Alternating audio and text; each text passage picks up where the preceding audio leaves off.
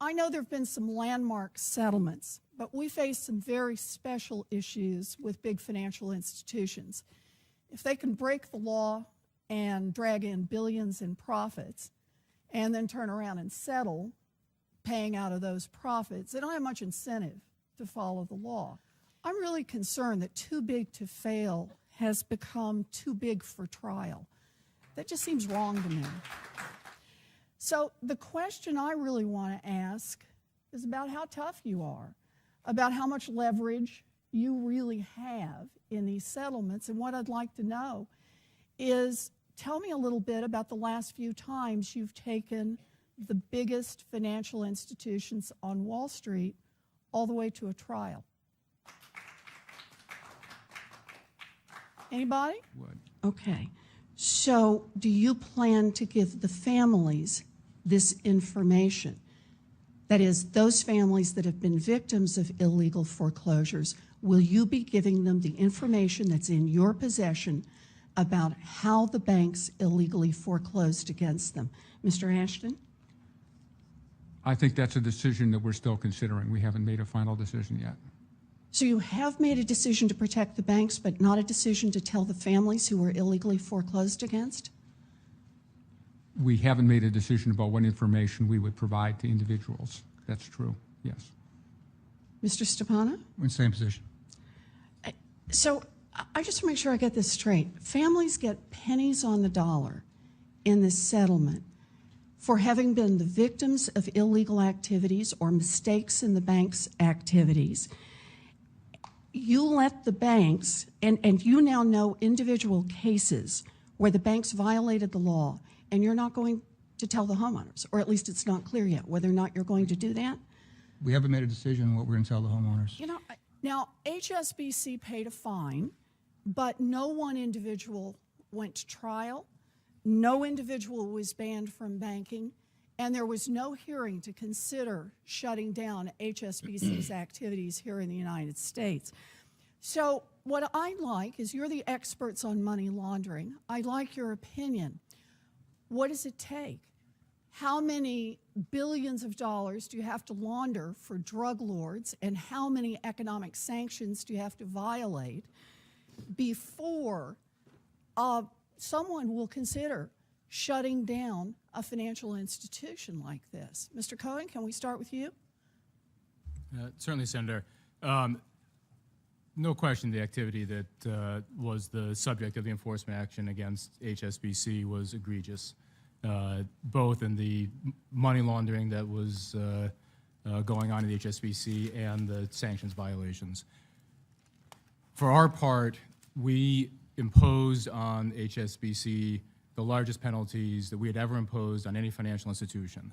We looked at the facts and determined that the appropriate response there was a very, very significant penalty against the institution. Let me just move you along here, though, on the point, Mr. Cohen. My question is, given that this is what you did, what does it take to get you to move toward even a hearing, even considering shutting down banking operations for money laundering? So, Senator, we at the Treasury Department, under OFAC and FinCEN authority, don't have the authority to shut down a financial institution. I understand that. I'm asking, in your opinion, you are the ones who are supposed to be the experts on money laundering. You work with everyone else, including the Department of Justice. In your opinion, how many billions of dollars do you have to launder for drug lords before somebody says, we're shutting you down? Now, the 21st Century Glass-Steagall Act will reestablish the wall between commercial and investment banking, make our financial system more stable and more secure, and protect American families. Like its 1933 predecessor, the 21st Century Glass-Steagall Act will separate traditional banks that offer checking and savings accounts and are insured by the FDIC from the riskier financial services. It will return banking, basic banking, to the basics. Few in Congress have been around long enough to have lived through the Great Depression that led to the first Glass-Steagall, but we were all around during the 2008 financial crisis. It's been 5 years since then, But our economy has still not fully recovered, and the downturn has had an impact everywhere on our families and businesses, retirees and workers, school children and college students.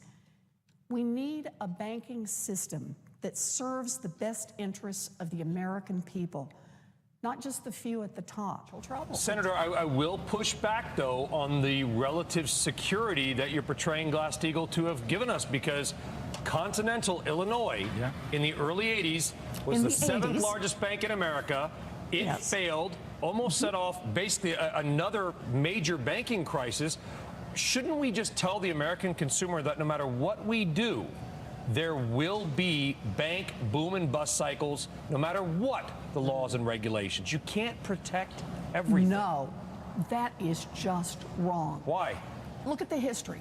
I have looked at history. We're from filled with booms and busts from the Dutch tulip crisis to now. From 1797 to 1933, the American banking system crashed about every 15 years. In 1933, we put good reforms in place for which Glass-Steagall was the centerpiece.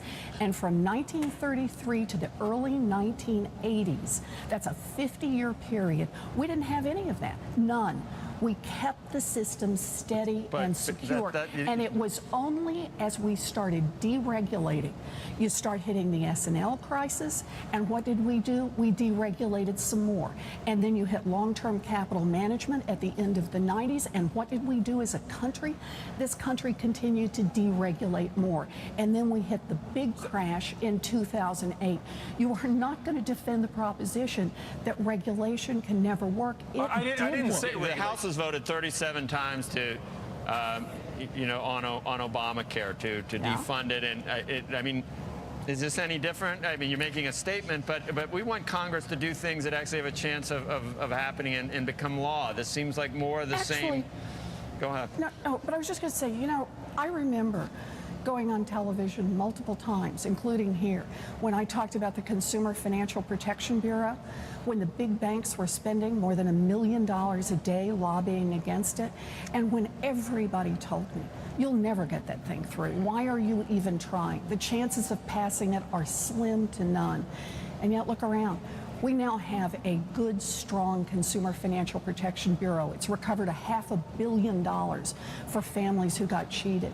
It's out there working on behalf of military families, on behalf of seniors, on behalf of students.